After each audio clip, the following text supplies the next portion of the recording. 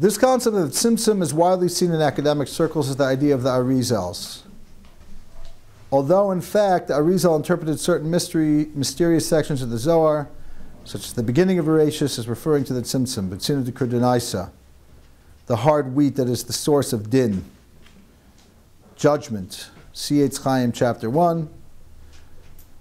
In other words, the Arizal, while many academics credit him with this concept of tzimtzum, because in the academic world it's all about like who was the first one to have thought about this thing. But in the Torah world it's just the opposite. Nobody wants to say, I came up with it. I mean, maybe, but not in Kabbalah. Because Kabbalah is supposed to be received, meaning you got it. It has to be that you had a Masorah. So in fact, most of the Kabbalistic kind of tiffs within the different schools that they're kind of saying why the other school isn't okay, because they didn't really have the Masorah. They didn't really have the right revelation, the right teachers, and therefore you can't trust their school. So no Kabbalist wants to be said to be too big of a innovator of their own ideas, or else it's not really Kabbalah. So it's so the Arizal would not take credit for coming up with the tzimtzum. He would say, no, that's clearly the Zohar. That's the meaning of the Zohar. If you asked him how he knew that, he would either say because it was revealed to him, as one valid form of coming up with something without saying you came up with it, is it was a revelation. A angel, somebody, very, very high level of contemplation, that it was revealed to you some meaning of a previously kind of hidden teaching.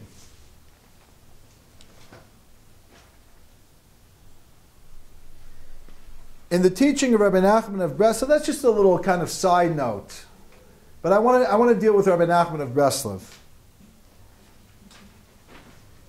The tzimtzum is personalized and seen through the individual as a loss of unity and individuation. Now, individuation is a good thing. What is individuation? I don't know. It's not a made-up word, but it may not be in all dictionaries. Individuation. It sounds like individual. Part of the Kabbalah is really dealing with how do we get. It's like the spiritual evolution. If there's like on a basic idea of evolution is how do they get from like a single cell to a complex organism. So here the idea in spiritual evolution is how do we get from total simplicity, which the divines, if you see what they say about God's essence is total simplicity, because you can't say any particular element or aspect of God because that makes God limited. You can't even say God is wise in his essence. That God's essence is wisdom or God's essence is love, because that limits God. So God is, the everything that is nothing, so to speak, that can't be expressed with any particular way of being in any way, shape, or form. Yet everything comes out of that. And how do we get to the complexity, so to speak, from the simplicity? So that's part of the Kabbalah is describing that. And it's also, as I said, how do we get back from it's so complicated now in my life. Things are so out of control, to a little bit more feeling that I'm not like torn apart internally, that I have more kind of things are the way they should be, inner and outer are more connected, and so on and so forth. So how would Rabbi Nachman, I'm going to take a break from the notes and just kind of explain it now. Rabbi Nachman says the following thing. If you could imagine that the root of your soul, the source, is like the image of God that we were created in, has an infinite quality to it. And in the element of the infinite, in its infinite quality, there is no room for you to be separate from all of the rest of infinity. So there's no room for you to be an individual. But part of creation is the story of you becoming you, with your own separate existence, your individual story, and your pekel, your package, kind of whatever it is that makes up your unique personality, both in its charming and beautiful ways, and also in its flawed and selfish ways.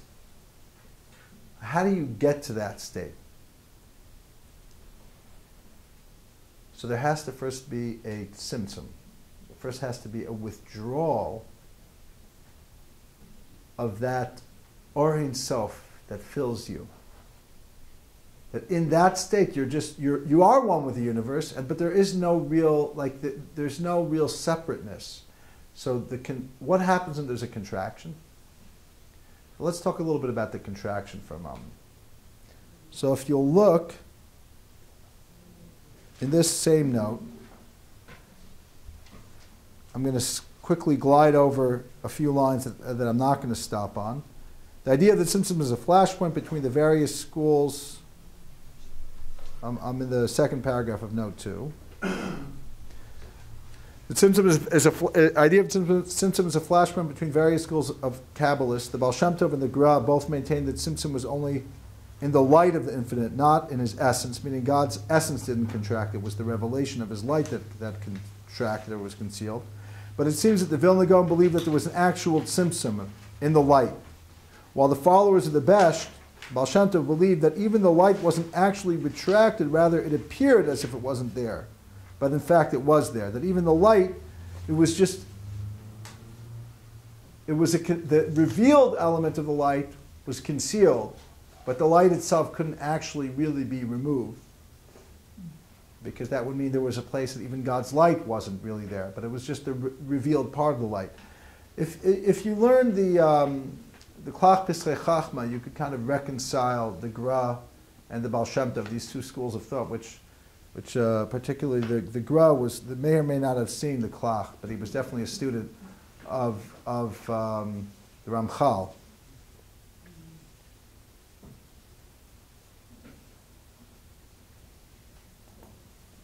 See Klach Pisrei Chachma about the Tzimtzum being a removal, concealment of the power of infiniteness.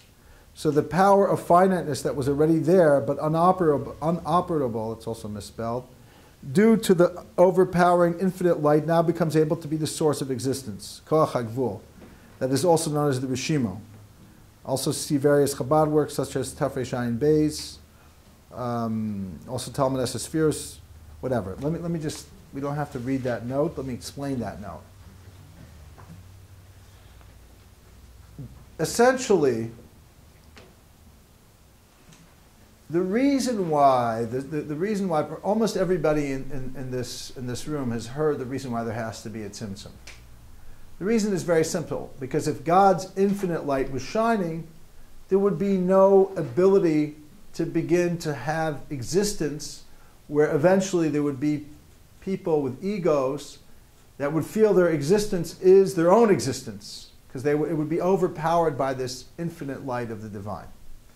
So it's only when you remove, the way I explain it is, recently there was a rabbi who passed away, and I officiated at the funeral, and the students of the rabbi said, "What do you do?" You know, they're like, "What do you do?" After they were also rabbis.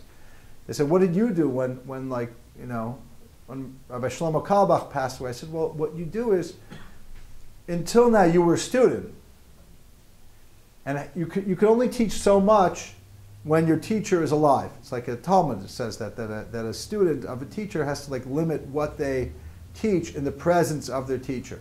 If they're specifically if they're literally living in the same community as their teacher, even if they could be their own teacher, they have to be cautious.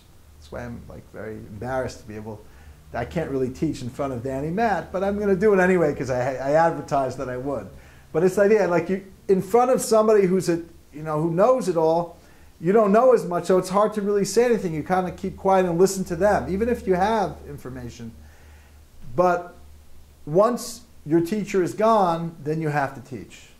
That was the advice I gave these rabbis. It's now you have to be the teacher. You have to not to exactly take the place of your teacher, but you have to be stronger in what it is that you do. The idea is very true. When you're studying with somebody, you're primarily receiving, so you don't have the ability to give over. There has to be almost like a b'makom she'ein ish. All of a sudden, you're traveling somewhere and there's nobody else